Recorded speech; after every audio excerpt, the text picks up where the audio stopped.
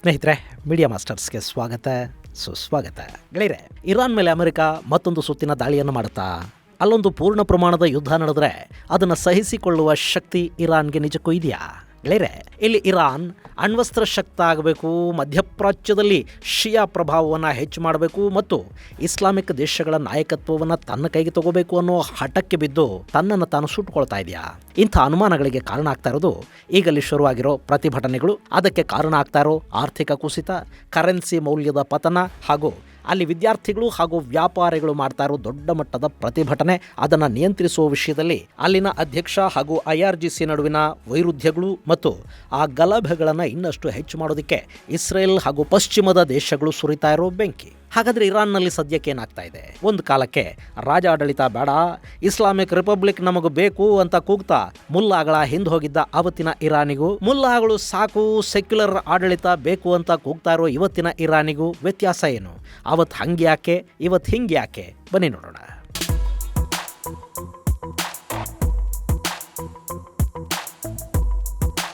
ಗೆಳೆಯರೆ, 2025 ಮುಗಿದು 26ರ ಆರಂಭಕ್ಕೆ ಕ್ಷಣಗಣನೆ ಶುರುವಾಗಿರೋ ಹೊತ್ತಲ್ಲಿ ಇಡೀ ಜಗತ್ತಿನ ಆರೋಗ್ಯ ತುಂಬಾ ಚಿಂತಾಜನಕವಾಗಿ ಕಾಣ್ತಾ ಇದೆ. ರಷ್ಯಾ ಯುಕ್ರೇನ್ ಯುದ್ಧ ಮುಗಿದಿಲ್ಲ, ಚೈನಾ ತೈವಾನ್ಗೆ ದಿಗ್ಬಂಧನ ಹಾಕೊಂಡು ಕೂತಿದೆ. ಇನ್ನು ತೈವಾನ್ ಚೈನಾದ ಯುದ್ಧ ವಿಮಾನಗಳು ನಮ್ಮ ವಾಯು ಪ್ರದೇಶಕ್ಕೆ ಬಂದ್ರೆ ಹೊಡೆದು ಹಾಕ್ತೀವಿ ಅಂತ ಮಿಸೈಲ್ಗಳನ್ನ ಲಾಕ್ ಮಾಡಿಟ್ಕೊಂಡಿದೆ. ಜಪಾನ್ ತನ್ನ ಆಯುಧಗಳನ್ನ ತೈವಾನ್ನ ಪಕ್ಕದಲ್ಲಿನ ಸೆಂಕಾಕು ದ್ವೀಪಗಳಲ್ಲಿ ನಿಯೋಜನೆ ಮಾಡಿದೆ. ಇಸ್ರೇಲ್ ಹಮಾಸ್ ಸಂಘರ್ಷ ಒಂದು ಹಂತಕ್ಕೆ ಕಡಿಮೆ ಆದಂತೆ ಕಾಣ್ತಾ ಇದ್ರು ಇಸ್ರೇಲ್ ಗಾಜಾ ಮೇಲಿನ ದಾಳಿಯನ್ನು ಮುಂದುವರಿಸ್ತಾ ಇದೆ. ಅಲ್ಲಿನ ಟನಲ್ ನೆಟ್ವರ್ಕ್ ಗಳನ್ನು ಅವರು ನಾಶ ಮಾಡ್ತಾ ಇದ್ದಾರೆ. ಈ ಸಂದರ್ಭದಲ್ಲಿ ಹಮಾಸ್ ವಿರುದ್ಧ ಇಸ್ಲಾಮಿಕ್ ದೇಶಗಳು, ಅದರಲ್ಲೂ ಪಾಕಿಸ್ತಾನ ಸೇನೆಯನ್ನ ಗಾಜಾಗೆ ಕಳುಹಿಸಿಕೊಡ್ತಾ ಇದೆ ಅಂತ ಹೇಳುವ ಮೂಲಕ ಟ್ರಂಪ್ ಪಾಕಿಸ್ತಾನದ ಮುಲ್ಲಾ ಜನರಲ್ನ ಅಡಕತ್ತರಿಗೆ ಸಿಲುಕಿಸ್ತಾ ಇದ್ದಾರೆ. ಹಾಗೆ ಯೆಮನ್ನ ಹೌತಿಗಳ ವಿಷಯದಲ್ಲಿ ಅರಬ್ಬರ ನಡುವೆನೇ ಕಿತ್ತಾಟ ಶುರುವಾಗಿದೆ. ಇಂಥ ಸಂದರ್ಭದಲ್ಲಿ ಇರಾನ್ ತನ್ನ ಅಣು ಕಾರ್ಯಕ್ರಮವನ್ನು ಆರಂಭ ಮಾಡಿದೆ ಅಂತ ಹೇಳೋ ಮೂಲಕ ಇಸ್ರೇಲ್ ಇರಾನ್ ಮೇಲೆ ಮತ್ತೊಂದು ದಾಳಿಯ ಸೂಚನೆಯನ್ನ ನೀಡ್ತಾ ಇರೋ ಹೊತ್ತಲ್ಲಿ ಈಗ ಇರಾನ್ ಒಳಸ್ಫೋಟಕ್ಕೆ ತುತ್ತಾಗ್ತಾ ಇದೆ. ಗೆಳೆಯರೆ, 2022ರಲ್ಲಿ ಹಿಜಾಬನ್ನು ಸರಿಯಾಗಿ ಧರಿಸಿಲ್ಲ ಅನ್ನೋ ಕಾರಣಕ್ಕೆ ಅಲ್ಲಿ ಮಹಸಾ ಅಮೀನ್ ಅನ್ನೋ ಯುವತಿಯನ್ನ ಇರಾನಿನ ನೈತಿಕ ಪೊಲೀಸರು ನಡು ರಸ್ತೆಯಲ್ಲಿ ದಾರುಣವಾಗಿ ಹೊಡೆದುಕೊಂಡ್ರು. ಆ ಅಮಾನವೀಯ ಘಟನೆಯನ್ನ ಕಂಡ ಇರಾನ್ ಕನಲಿ ಹೋಯಿತು. ಅಲ್ಲಿ ಮತಾಂಧ ಮತ್ತು ಕಟ್ಟರ್ ಇಸ್ಲಾಮಿನ ವಿರುದ್ಧ ದೊಡ್ಡ ಮಟ್ಟದಲ್ಲಿ ಯುವಕರು ಪ್ರತಿಭಟನೆಗಳನ್ನು ಮಾಡಿದ್ರು.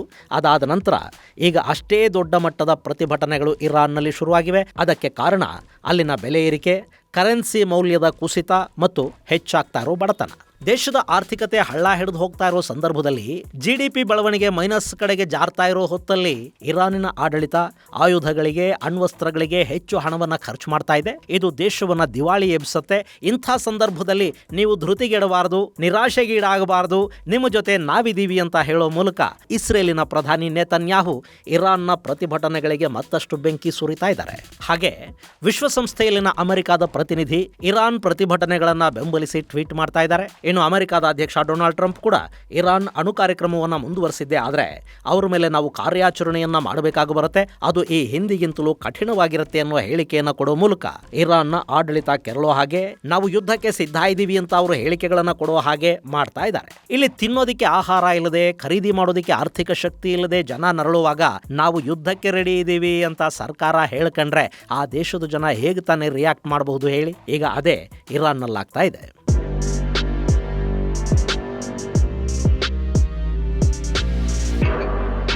ಗೆಳೆಯರೆ, ಇರಾನ್ ಅನ್ನೋದು ಸಮೃದ್ಧ ಐತಿಹಾಸಿಕ ಹಿನ್ನೆಲೆಯನ್ನ ಹೊಂದಿರುವ ದೇಶ. ಪರ್ಷಿಯನ್ ಸಾಮ್ರಾಜ್ಯದ ವೈಭವವನ್ನು ಕಂಡ ನೆಲ ಇದು. ಆಟೋಮನರು ಇಡೀ ಮಧ್ಯಪ್ರಾಚ್ಯವನ್ನ ಆಕ್ರಮಿಸಿಕೊಂಡು ಕೂತಾಗ ಕೂಡ ಇರಾನ್ ಈ ಭಾಗದಲ್ಲಿ ಸ್ವತಂತ್ರವಾಗಿ ಉಳ್ಕೊಂಡಿತ್ತು. 70ರ ದಶಕಾಂತ್ಯದವರೆಗೆ ಕೂಡ ಅದು ರಾಜಾಡಳಿತದಲ್ಲೇ ಇತ್ತು. ಅಲ್ಲಿವರೆಗೆ ಕಡು ಇಸ್ಲಾಮನ್ನ ತಲೆಗೆ ಅಂಟಿಸಿಕೊಳ್ಳದೆ ಇದ್ದುದರಲ್ಲೇ ಸೆಕ್ಯುಲರ್ ಆಗಿ ಇರಾನ್ ಉಳ್ಕೊಂಡಿತ್ತು. ಅಂಥ ಇರಾನ್ 1979ರಲ್ಲಿ ರಾಜಾ ಶಾ ಪೆಹಲವಿಯ ವಿರುದ್ಧ ತಿರುಗಿಬಿತ್ತು. ಅವತ್ತು ಕೂಡ ಅಲ್ಲಿ ಬೆಲೆ ಏರಿಕೆ, ಬಡತನದಂತಹ ಸಮಸ್ಯೆಗಳನ್ನು ಸರಿಪಡಿಸೋದ್ರಲ್ಲಿ ರಾಜ ವಿಫಲನಾದ ಅನ್ನೋ ಆರೋಪ ಮತ್ತು ಅಸಮಾಧಾನಗಳು ಶುರುವಾದವು. ಅದರ ಜೊತೆ ರಾಜನ ಅತಿ ಸೆಕ್ಯುಲರಿಸಂ ವಿರುದ್ಧ ಅಲ್ಲಿನ ಮುಲ್ಲಾಗಳು ಸಿಡಿದೆದ್ರು. ರಾಜನ ವಿರುದ್ಧ ಇರಾನ್ನಲ್ಲಿ ಶುರುವಾದ ದಂಗೆಗಳು ರಾಜಾಡಳಿತವನ್ನು ಪತನಗೊಳಿಸಿ ಇಸ್ಲಾಮಿಕ್ ಕ್ರಾಂತಿಯ ಮೂಲಕ ಆಯತುಲ್ಲಾಗಳ ಆಡಳಿತ ಶುರುವಾಗೋ ಹಾಗೆ ಮಾಡಿತು. ಇನ್ನು ಇದೆಲ್ಲ ಆಗಿ 45 ವರ್ಷಗಳ ನಂತರ ಈಗ ಇರಾನ್ನಲ್ಲಿ ಮತ್ತೆ ದೊಡ್ಡ ಮಟ್ಟದ ದಂಗೆಗಳು ಶುರುವಾಗಿವೆ. 1979ರ ಸಂದರ್ಭದಲ್ಲಿ ಯಾವ ಕಾರಣಗಳನ್ನು ಇಟ್ಕೊಂಡವರು ಬೀದಿಗಿಳಿದಿದ್ರೋ, ಎಲ್ಲಿ ದೊಡ್ಡ ಮಟ್ಟದ ಹೋರಾಟ ಶುರುವಾಗಿತ್ತೋ ಅದೇ ಕಾರಣ ತಾಣಗಳಿಗೆ ಮತ್ತು ಅಲ್ಲೇ ಈಗಲೂ ಹೋರಾಟಗಳು ಆರಂಭ ಆಗಿವೆ. ಹಿಸ್ಟ್ರಿ ರಿಪೀಟ್ಸ್ ಅಂತ ಬಹುಶಃ ಇದಕ್ಕೆ ಹೇಳ್ತಾರೋ ಏನೋ. ಇರಾನಿನ ತೆಹರಾನ್ ನಗರ, ಕರಾಜ್, ಹಮದಾನ್, ಇಸ್ಫಹಾನ್, ಶಿರಾಜ್, ಯಾಜ್ದಾ, ಮಶ್ಹದ್, ಅಹ್ವಾಜ್ ಮುಂತಾದ ಸಾಕಷ್ಟು ನಗರಗಳು ಈಗ ಕೊತ ಕುದೀತಾ ಇವೆ. ಗೆಳೆಯರೆ, ಇಲ್ಲಿ ಬೇರೆಲ್ಲ ನಗರಗಳ ಪ್ರತಿಭಟನೆಗಳಿಗಿಂತ ಅತಿ ಹೆಚ್ಚು ಪರಿಣಾಮಕಾರಿ ಅನ್ನಿಸ್ತಾ ಇರೋದು ತೆಹರಾನ್ನ ಗ್ರ್ಯಾಂಡ್ ಬಜಾರ್ ಅಲ್ಲಿ ಶುರುವಾಗಿರೋ ವರ್ತಕರ ಪ್ರತಿಭಟನೆ. ತೆಹರಾನ್ನ ಈ ಗ್ರ್ಯಾಂಡ್ ಬಜಾರ್ ಅನ್ನೋದು ವಿಶ್ವದ ಅತಿ ದೊಡ್ಡ ಮತ್ತು ಅತಿ ಪುರಾತನ ಮಾರುಕಟ್ಟೆಗಳ ಪೈಕಿ ಒಂದು. ಸುಮಾರು 400 ವರ್ಷಗಳ ಇತಿಹಾಸ ಈ ಮಾರುಕಟ್ಟೆಗಿದೆ. 10 ಕಿಲೋಮೀಟರ್ ವಿಸ್ತೀರ್ಣದಲ್ಲಿ 4,000ಕ್ಕೂ ಹೆಚ್ಚು ಅಂಗಡಿಗಳಿರುವ ಇಲ್ಲಿ ಕರಕುಶಲ ವಸ್ತುಗಳಿಂದ ಹಿಡಿದು ರತ್ನಾಭರಣಗಳವರೆಗೆ, ಎಲೆಕ್ಟ್ರಾನಿಕ್ಸ್ ಇಂದ ಹಿಡಿದು ಆಹಾರದವರೆಗೆ ಎಲ್ಲ ರೀತಿಯ ವಸ್ತುಗಳು ಸಿಗುತ್ತವೆ ಮತ್ತು ಇದು ಇರಾನಿನ ಮಧ್ಯಮ ವರ್ಗದ ಆರ್ಥಿಕ ಬೆನ್ನೆಲುಬು ಅಂತ ಕೂಡ ಅನ್ನಿಸ್ಕೊಳ್ತಾ ಇದೆ. ಇಂಥ ಗ್ರ್ಯಾಂಡ್ ಬಜಾರ್ ಈ ಹಿಂದೆ ರೇಜಾ ಶಾ ಪಹಲವಿಯ ವಿರುದ್ಧ ಪ್ರತಿಭಟನೆಗಳಾದ ಸಂದರ್ಭದಲ್ಲಿ ವಾರಗಟ್ಟಲೆ ಮುಚ್ಚಲ್ಪಡ್ತು. ಪ್ರತಿಭಟನಾ ನಿರತ ವ್ಯಾಪಾರಿಗಳು ಮುಲ್ಲಾಗಳಿಗೆ ಬೆಂಬಲವಾಗಿ ನಿಂತರು, ವ್ಯಾಪಾರ ವಹಿವಾಟುಗಳನ್ನು ನಿಲ್ಲಿಸಿ ಪ್ರತಿಭಟನೆಯಲ್ಲಿ ಭಾಗಿಯಾಗ್ತಾ ಹೋದ್ರು. ಈಗ ಕೂಡ ಅದೇ ಆಗ್ತಾ ಇದೆ. ಆದ್ರೆ ಅವತ್ತು ರಾಜ ಆಡಳಿತವನ್ನು ವಿರೋಧಿಸಿ ಪ್ರತಿಭಟನೆಗಳನ್ನ ಮಾಡಿದ್ದವರು ಈಗ ಮುಲ್ಲಾಗಳ ಆಡಳಿತವನ್ನು ವಿರೋಧಿಸಿ ಮತ್ತೆ ಶಹ ಪಹಲವಿಯ ಪರ ಘೋಷಣೆಗಳನ್ನು ಕೂಗ್ತಾ ಪ್ರತಿಭಟನೆಗಳಿಗಿಳಿದಿದ್ದಾರೆ. ಈ ವ್ಯಾಪಾರಿಗಳ ಜೊತೆ ವಿದ್ಯಾರ್ಥಿಗಳು ಕೂಡ ಧರಣಿ ಪ್ರದರ್ಶನಗಳನ್ನು ಮಾಡ್ತಾ ಇರೋದು ಇರಾನಿನ ಆಡಳಿತಕ್ಕೆ ದೊಡ್ಡ ತಲೆನೋವನ್ನುಂಟು ಮಾಡ್ತಾ ಇದೆ.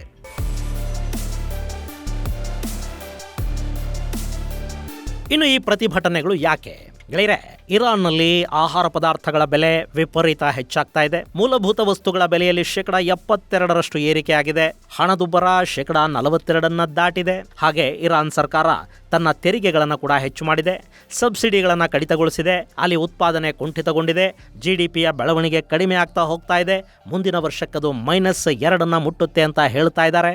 ಜಗತ್ತಿನ ನಾನಾ ದೇಶಗಳು ಬಡತನ ರೇಖೆಯ ಅಡಿ ಇರೋ ಜನರನ್ನ ಮೇಲಕ್ಕೆತ್ತೋ ಪ್ರಯತ್ನ ಮಾಡ್ತಾ ಇದ್ರೆ, ಅಗಾಧ ತೈಲ ಸಂಪತ್ತನ್ನು ಹೊಂದಿರುವ ಇರಾನ್ನಲ್ಲಿ 70% ಜನ ಬಡತನ ರೇಖೆಯ ಕೆಳಗೆ ಇಳಿದಿದ್ದಾರೆ. ಇನ್ನು ಇರಾನ್ನ ಕರೆನ್ಸಿ ರಿಯಾಲ್ ಡಾಲರ್ ಎದುರು ಪತನವನ್ನು ಕಾಣ್ತಾ ಇದೆ. $1ಗೆ 42,125 ಇರಾನಿಯನ್ ರಿಯಾಲ್ಗಳನ್ನು ಕೊಡಬೇಕಾಗಿ ಬರ್ತಾ ಇದೆ. ಗೆಳೆಯರೆ, ಇರಾನಿಯನ್ ರಿಯಾಲ್ ಹಾಗೂ ಭಾರತದ ಕರೆನ್ಸಿಯ ನಡುವಿನ ವ್ಯತ್ಯಾಸವನ್ನು ಕೂಡ ನಾವಿಲ್ಲಿ ನೋಡಬೇಕಾಗತ್ತೆ. ನಮ್ಮ $1 ಇರಾನ್ನಲ್ಲಿ ಕೊಟ್ರೆ ಅವರು ಅವರ 469 ರೂಪಾಯಿಗಳನ್ನು ನಮಗೆ ವಾಪಸ್ ಕೊಡ್ತಾರೆ. ಅಂದ್ರೆ ಇರಾನ್ನಲ್ಲಿ ಒಂದು ಭಾರತೀಯ ರೂಪಾಯಿಯ ಮೌಲ್ಯ 469 ಇರಾನಿಯನ್ ರಿಯಾಲ್ಗಳು.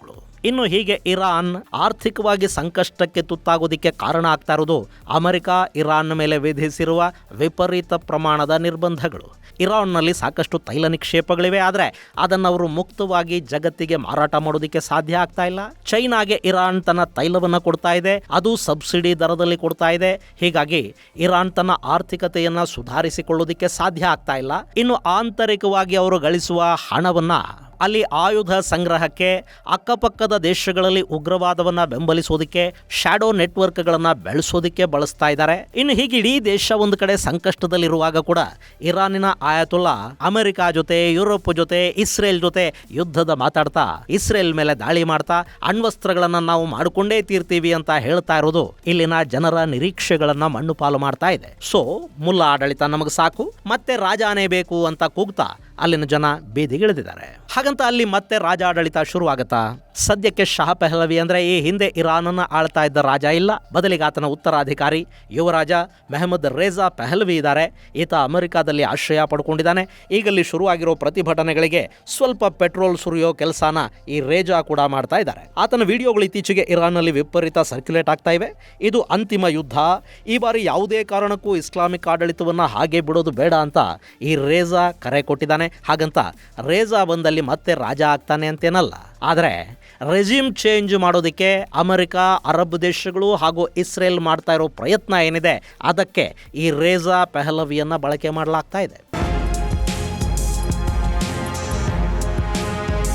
ಗೆಳೆಯರೆ, ಹೀಗೆ ಇರಾನ್ನಲ್ಲಿ ಪ್ರತಿಭಟನೆಗಳಾಗ್ತಾ ಇದ್ರೆ ಅದನ್ನು ನಿರ್ದಾಕ್ಷಿಣ್ಯವಾಗಿ ದಮನ ಮಾಡೋದಕ್ಕೆ ಅಲ್ಲಿನ IRGC ಮುಂದಾಗಿದೆ. ಮತ್ತೊಂದು ಕಡೆ ಪ್ರತಿಭಟನಾಕಾರರನ್ನ ಮಾತುಕತೆಗೆ ಕರೆದು ಅವರ ಸಮಸ್ಯೆಗಳನ್ನು ಕೇಳಿ ಅವರಿಗೆ ಭರವಸೆ ಕೊಡಿ ಅಂತ ಅಧ್ಯಕ್ಷ ಪೆಜೆಶ್ಕಿಯಾನ್ ಅಲ್ಲಿನ ಗೃಹ ಸಚಿವರಿಗೆ ಆದೇಶವನ್ನು ಕೊಟ್ಟಿದ್ದಾರೆ. ಆರ್ಥಿಕ ಸಮಸ್ಯೆಗಳನ್ನು ಸರಿಪಡಿಸೋದಕ್ಕೆ ನಮ್ಮ ಬಳಿ ಒಂದಷ್ಟು ಯೋಜನೆಗಳಿವೆ, ಅದನ್ನು ಆದಷ್ಟು ಬೇಗ ಸರಿಪಡಿಸ್ತೀವಿ, ಈಗ ಪ್ರತಿಭಟನೆಗಳನ್ನು ನಿಲ್ಲಿಸಿ ಅಂತ ಅವರು ಪದೇ ಪದೇ ಮನವಿ ಮಾಡ್ಕೋತಾ ಇದ್ದಾರೆ. ಆದರೆ ಸದ್ಯಕ್ಕೆ ಪ್ರತಿಭಟನೆಗಳು ನಿಲ್ಲೋ ಹಾಗೆ ಕಾಣ್ತಾ ಇಲ್ಲ. ಅವು ಇರಾನ್ನಿಂದ ಹೊರಗೂ ಬರ್ತಾ ಆಗ್ತಾ ಇವೆ.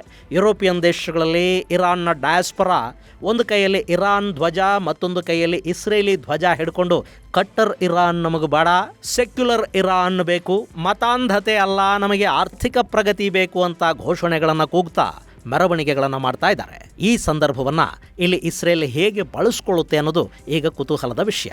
ಗೆಳೆಯರೆ, ಇರಾನ್ನಲ್ಲಿ ಆಡಳಿತ ಬದಲಾಗಿ ಅಲ್ಲೊಂದು ಪ್ರಜಾಪ್ರಭುತ್ವ ಬಂದರೆ ಸಿರಿಯಾ, ಲೆಬನಾನ್, ಇರಾಕ್, ಯಮನ್ ಹೀಗೆ ಈ ಭಾಗದ ನಾನಾ ದೇಶಗಳಲ್ಲಿ ಇರಾನ್ ಬಿತ್ತಿರುವ ಶಾಡೋ ನೆಟ್ವರ್ಕ್ಗಳು, ವಿಷಬೀಜಗಳು, ಶಿಯಾ ಉಗ್ರ ಸಂಘಟನೆಗಳು ಏನಿವೆ ಅವುಗಳ ಶಕ್ತಿ ಕಡಿಮೆ ಆಗುತ್ತೆ. ಅಷ್ಟಾದರೆ ಮಧ್ಯಪ್ರಾಚ್ಯ ಒಂದು ಹಂತಕ್ಕೆ ಶಾಂತ ಆಗುತ್ತೆ. ಇಲ್ಲಿ ಇಸ್ರೇಲಿನ ಶಕ್ತಿ ಕೂಡ ಹೆಚ್ಚಾಗುತ್ತೆ. ಆದರೆ ಹಾಗಾಗೋದಕ್ಕೆ ರಷ್ಯಾ ಹಾಗೂ ಚೈನಾಗಳು ಬಿಡಬೇಕಲ್ಲ. ಯಾಕೆಂದರೆ ಮಧ್ಯಪ್ರಾಚ್ಯದಲ್ಲಿ ಸಂಘರ್ಷ ಹಾಗೇ ಇದ್ರೇನೆ ಅಮೆರಿಕ ಅಲ್ಲಿ ಹೆಚ್ಚು ಗಮನ ಕೊಡ್ತಾ ಹೋಗುತ್ತೆ. ಹಾಗಾದಾಗ ಮಾತ್ರ ಚೈನಾ ಮತ್ತು ರಷ್ಯಾಗಳಿಗೆ ಲಾಭ ಆಗೋದು. ಸೊ ಇರಾನ್ ಮುಗಿದ್ರೆ ಅಲ್ಲಿ ಮತ್ತೊಂದು ಸಮಸ್ಯೆ ಶುರುವಾಗಲೂಬಹುದು. ಅದಕ್ಕಿಂತ ಹೆಚ್ಚಾಗಿ ಇರಾನಿನ ಆಡಳಿತವನ್ನು ಬದಲಿಸೋದು, ಅಲ್ಲಿನ ಮತಾಂಧ ಮುಲ್ಲಾಗಳ ಹಿಡಿತ ಕಡಿಮೆ ಮಾಡೋದು, ಇದೆಲ್ಲ ಅಂದುಕೊಂಡಷ್ಟು ಸುಲಭ ಕೂಡ ಅಲ್ಲ. ಇದು ಗೆಳೆಯರೆ, ಇರಾನ್ನಲ್ಲಿ ಶುರುವಾಗಿರೋ ಪ್ರತಿಭಟನೆಗಳಿಗೆ ಸಂಬಂಧಪಟ್ಟ ಒಂದಷ್ಟು ಮಾಹಿತಿ. ಮುಂದಿನ ಸಂಚಿಕೆಯಲ್ಲಿ ಮತ್ತಷ್ಟು ವಿಶೇಷಗಳ ಜೊತೆ ಮತ್ತೆ ಭೇಟಿಯಾಗೋಣ. ಅಲ್ಲಿವರೆಗೆ ಜೈ ಹಿಂದ್, ಜೈ ಕರ್ನಾಟಕ.